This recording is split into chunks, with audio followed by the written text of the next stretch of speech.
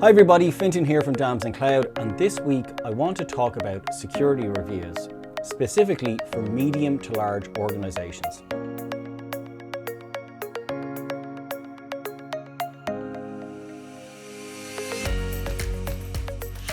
Now, there's a couple of things that I'm going to cover in this video, but firstly I want to talk about who is this sort of aimed at. Firstly, it's aimed at IT admins. So if you're an administrator for a company that's got over 100 users, then this video is for you. So what am I going to cover in this video? Well, firstly, I'm going to cover administrator accounts and what are the best practices for admins in securing their specific accounts that obviously have admin access to the Google account. Next, I'm going to talk about account security in general and what particular settings and security setup should end users have for their particular accounts. And if you're an end user, that section will be valuable for you. Next, I'm going to talk about apps and what are the various applications and security that you should have, including third-party applications within your Google environment. Next, I'm going to talk about Google Calendar. Google Calendar is quite an interesting one. And from a security point of view, it is actually one that you need to be careful of, and I'll be talking about that later on as well. Next, I'm going to talk about Google Chat and Hangouts. Hangouts is the old Google Chat tool that's been deprecated, and Chat is the newer one. And I'm going to talk about some of the security settings that you can have for your account on there. Then I'm going to talk about Google Chrome, and there's a lot of administrator settings that you can have within Google Chrome, particularly with Chromebooks and if you're using Chrome OS. Then I'm going to talk about device management and endpoint management and how you can set up devices and ensure the security of those on your account. I'm going to talk about Google Drive. This is obviously an area where customers are holding all of their documents in many cases, and so there's a lot of security settings within Google Drive. I'm going to briefly talk about Gmail, Google Groups, Google Sites, and then finally Google Vault. So let's get into it. Okay, so what are some of the best practices for administrators? Well, you mightn't be surprised, but the first thing is that we recommend setting up two-step verification on your account. You can actually have two-step verification on your phone, obviously for text message, but also you can get a prompt, and there's also a Google security key app called Smart Lock that you can download. You can have a physical security key. We do recommend that for super administrators. So definitely make sure that you set up two-step verification, and we are recommending that you use a physical security key. Also, don't share admin accounts among users. It's not good practice to have a single user account that's an admin account that's being used by multiple people. It's better for traceability, and the admin logs will tell you which admin account did what. For to be able to look back if there's ever an issue, you want to be able to know which administrator logged in and took those particular actions. We would recommend that you separate out your super admin accounts and your admin accounts from your day-to-day account. So it shouldn't really be the primary account that you're using to log into your email for the business. You can use Google Cloud Identity for this. So if you are a Google Workspace customer, you can actually set up admin or super admin accounts that are separate from your own account. So I could have, Fintan admin at and they can be Google Cloud Identity accounts that don't cost you any money. So that is a really valuable tip that I would definitely recommend that customers do. And as I said, you're really trying to make sure that you're separating the account, you've got the two-step verification on it, and that you're using multiple admin accounts. It is also good to have more than one super admin account, so that if that account is locked for some reason, that you are able to get back in. Okay, so next up, I'm going to talk about account security. And when it comes to account security, you can actually require two-step verification for your end users, so that's something that you can enforce. You can also, on the higher tiers, enforce security keys as well. You've also got things like password alert. So if a password is being reused or if a password has been compromised, there is a Chrome extension that you can push down to users that will ensure that they are alerted and also that you can be alerted if a password is compromised or if a user is reusing that same password over and over again. So enforcing those unique passwords and strong passwords is a really good way to make sure that your users' accounts stay secure. You can also, within the admin panel, review the activity of accounts, and again, on some of the higher tiers of Google Workspace, you can actually have the Google Security Center, which will, as I said, bring in information and alert you when there has been a compromised account. You can also do things like add user login challenges, turn off things like users being able to download Google data, and prevent unauthorized access to various applications. We would recommend, obviously, when an employee leaves an organization, to have a good offboarding process and make sure that you're suspending those accounts or resetting those passwords when an employee leaves, to ensure that they don't have access to corporate data after they've left the organization. Okay, so next up we have Google Workspace apps, and within here you can actually review the third-party apps and the access that they have in the core services. And you can actually put an approval process in place so that you can approve applications and the access that they have to Google Drive and Gmail and your kind of core services. You can block access to what Google call less secure apps. These are applications that don't meet their basic security standards and also don't have things like OAuth in place, single sign-on. And they increase the risk of devices and accounts being compromised. So Google put them into this bracket of less secure apps, and you can block access to those so that end users can't add those applications. Next, we have creating a list of trusted applications. So you can actually create a list of applications that are your trusted apps, and only these are the allowed list of applications for your end users. And then finally, around Google's core services, you can actually disable access to any of Google's core services. So if you don't want users to access some of the non-core apps, like things like Blogger or AdWords or whatever, you can block access to those. And you can do it if you want for a subset of users within the organization using org units in the Google admin panel. So that is a very valuable way. And we often get asked by customers, is it possible for these users to not have access to Drive or not have access to email, but we want them to have access to the rest of the suite of products? And it's absolutely possible to do that. And the other thing I would say is you can also restrict core services around things like IP address and location using things like context-aware access, which is a security feature within Google. Next, I want to talk about calendars in chat and the sort of external sharing. So you can limit external sharing of calendars. You can warn users of external sharing in calendars. But also, what I would say is to take a look at what the default settings are for Google Calendars, and I mentioned this at the beginning, and how they're shared within the organization. The kind of default sharing for Google Calendars is that most people are able to see everyone else's calendar. And for smaller organizations, that's fine. But for larger organizations, having calendars, widely spread like that tends to be, or widely shared, tends to not work, because they don't want people to have access into the CEO's calendar or the executive team's calendar. And I have come across customers who've had security incidences where a document that's available via the link has been placed into a calendar that's available to everybody, because it's maybe a room booking calendar, or it's, the calendar sharing is set up such that everyone can see everyone else's calendar. And that means then that staff were able to access information that they shouldn't. So be very careful with calendars, because people tend to place things like document links and stuff into them. And if you don't have those permissions set correctly at the beginning, it's not retrospective. So if you make a change to it, it's not going to go back and necessarily, restrict the settings that you have in place. So you need to make sure that you get that right kind of at the beginning. Most organizations that we work with will share calendars with free and busy periods, and then people will specifically add individuals or groups to their calendar who then have maybe a higher level access. So I think start from that maybe restricted level with calendars and work your way up. And then I think I had mentioned that you can also warn users if they're inviting external guests. This is a good one to have. The warning can get a little bit frustrating for users. I personally dislike it. But again, depending on your organization and how they work and what security level you want to have, you can put that in place if you want.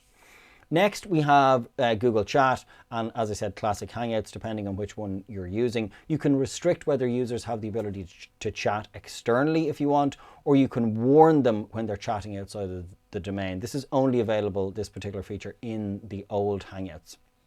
And then you can also set up the chat invitation policy. So what is the policy within your organization when someone invites users internally? Are they automatically accepted or are they not? Does someone have to physically click accept on a chat invitation?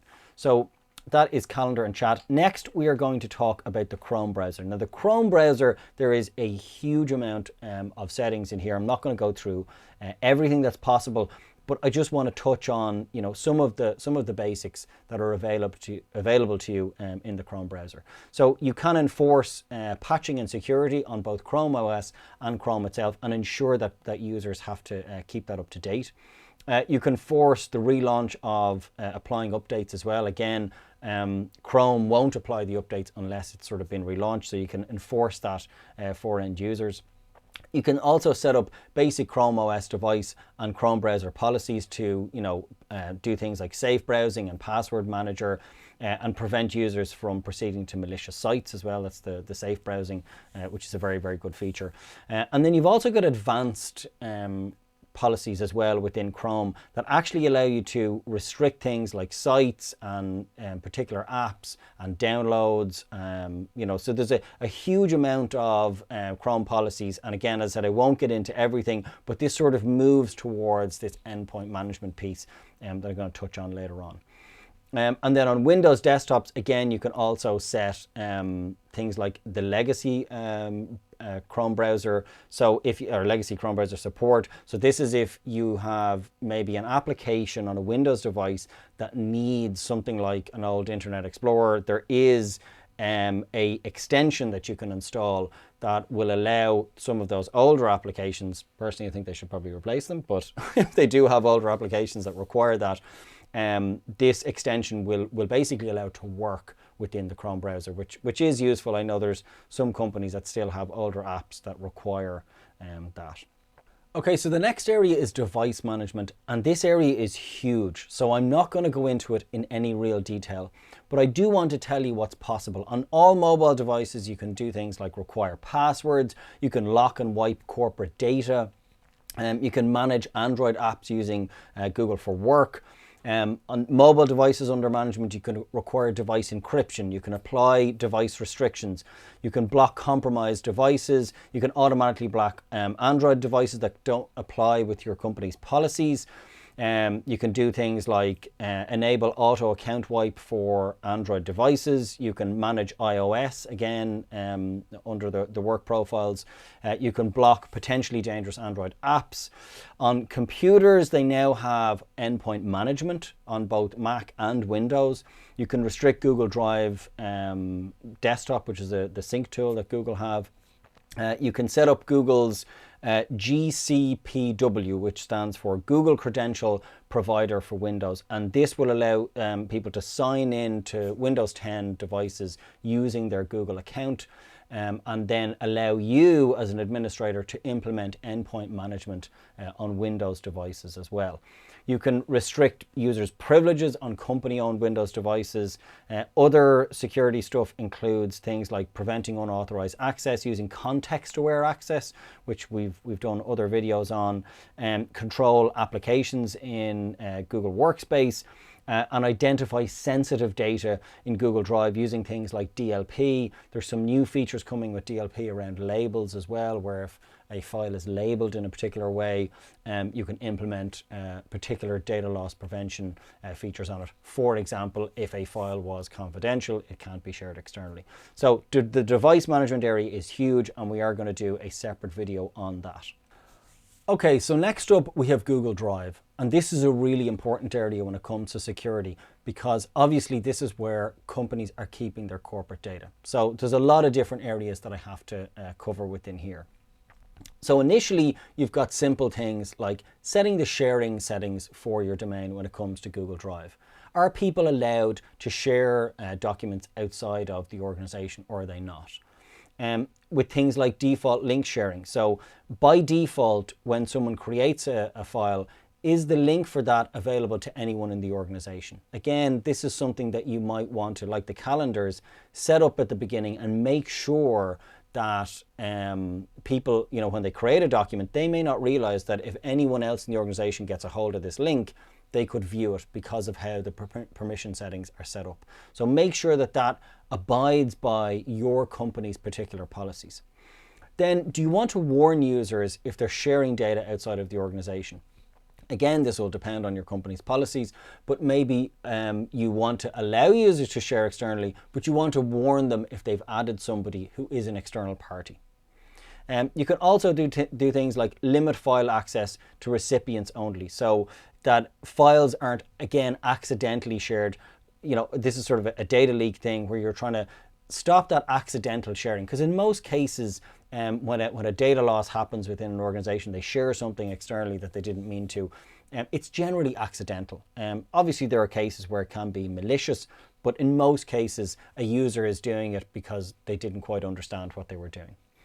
Then you have publishing on the web. So because Google Docs are on the web, you do have the ability to publish a Google document onto the web, and you may want to restrict that capability because you may not want users to, again, accidentally or intentionally publish a document onto the web. If you do have users that require that feature, again, all of these settings can be implemented on a group or a organizational unit level. So maybe the marketing team, they need to be able to publish documents on the web, but nobody else does. And so you could allow them to do it, but restrict it for everybody else. You can as well require a Google sign-in for external collaborators.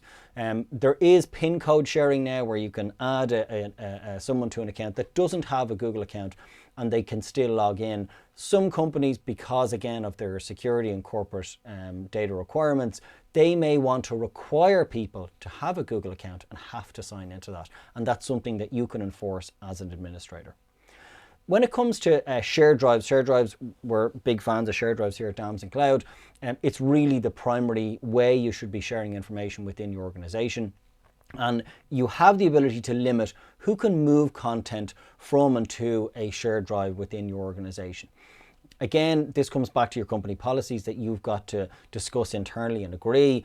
But you have the capability as an administrator to limit who has or who is allowed to move data into a shared drive and out of a shared drive. Then you have things like controlling content within new shared drives. So sometimes organizations want to restrict maybe who can create shared drives, and they want to maybe limit it to just the IT team. And I've seen setups or workflows where customers have maybe a form that a team fills out to create a shared drive.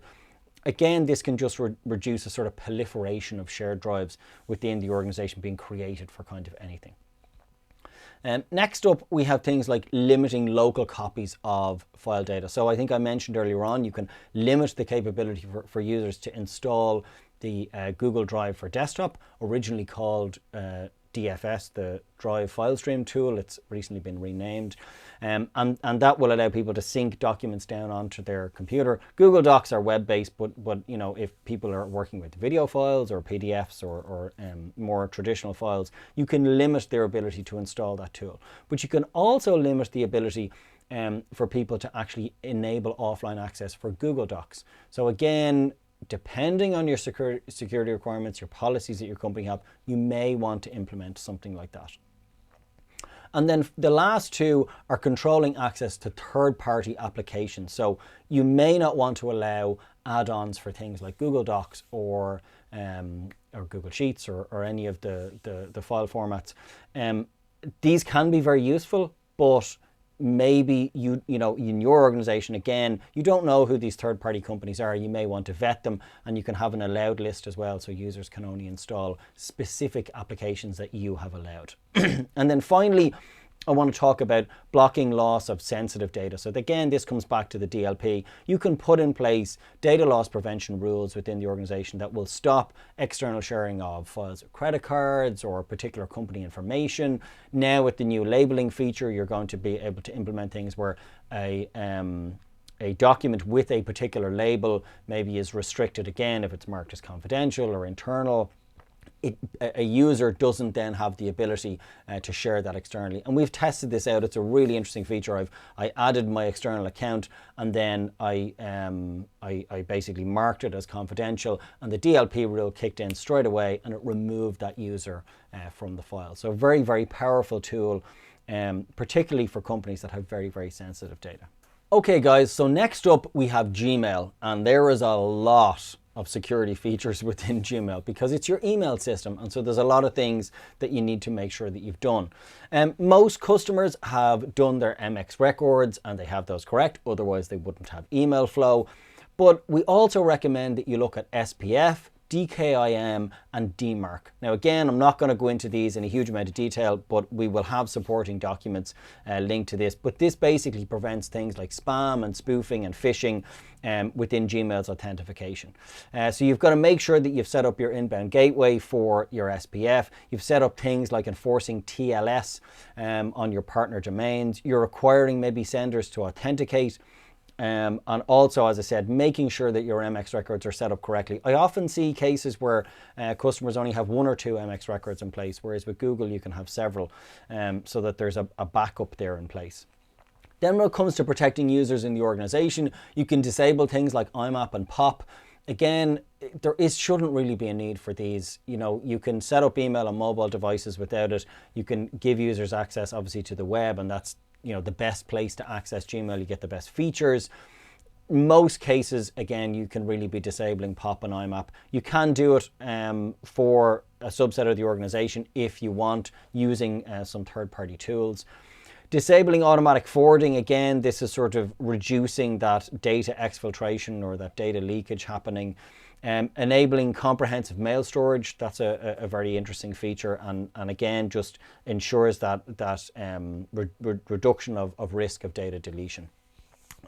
Making sure that senders can't bypass spam filtering internally, adding spam headers, enabling enhanced pre-delivery for message scanning. This will really reduce the spam coming into the organization. We've also got, there's a huge amount of warnings around attachments and things like that. I would recommend taking a look at some of the supporting documents on here. And then finally in Gmail, we have things like allowed lists, where you can allow particular IP addresses, allow particular domains, and sort of put them on that safe list, and also block lists as well. And then we have that same data leak prevention, the DLP, data loss prevention features that are available in Drive are also available in Gmail. Again, not going to go into these in detail, but again, for your organization, if you've got specific DLP policies, you can use these to put those policies into action within your Google account. Okay, so the next section I'm going to cover is Google Groups. Google Groups are fantastic. They're a way of essentially managing users and systems within Google, within your Google environment. And so you can actually have security groups as well, but most of our users, or most of our customers, sorry, will use Google Groups as a way of managing access to things. So when you add someone to a Google Group, they add them to the marketing team or the finance team, that adds them to the particular folders, the particular calendars, and meetings and things like that they need to be and have access to. And so, you know, we would recommend that you use Google Groups in that way to make sure that the information that's being shared internally within the organization is being shared with the right people, okay? And often we find that IT teams tend to liaise with their HR teams on that as well. You can also customize group access. So, you know, there's again built-in spam filtering and moderation control within Google Groups. You can set whether a Google Group is available publicly. There's a huge amount of settings within groups to really get extremely granular about who's allowed to post in a group or not. You can have things like announcement groups where people can be in a Google group and I'm allowed email to it, but nobody else is allowed email to it. So it's a very, very powerful system for administrators and companies to both manage and communicate internally in their organization. Within Google Sites now, there's not really as many settings as there used to be. It's been brought into Google Drive in the sort of new Google Sites. Classic Google Sites was separate, but now Sites is essentially a document that's stored within Google Drive. So a lot of the Google Drive security is now implemented automatically on Google Sites. And really, you're deciding whether a Google site can be shared externally or not. And again, depending on your organization and what you're using Google Sites for and what information is on there, you may or may not want to be able to share it externally. And then the last piece, and when it comes to security, this is obviously really important, is Google Vault.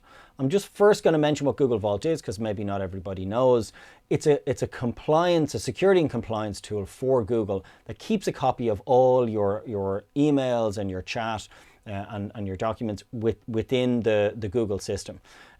It isn't accessible by default to end users. It's just for administrators and generally legal teams who can create legal holds for maybe a court case or for compliance. They may need to keep data for a certain period of time.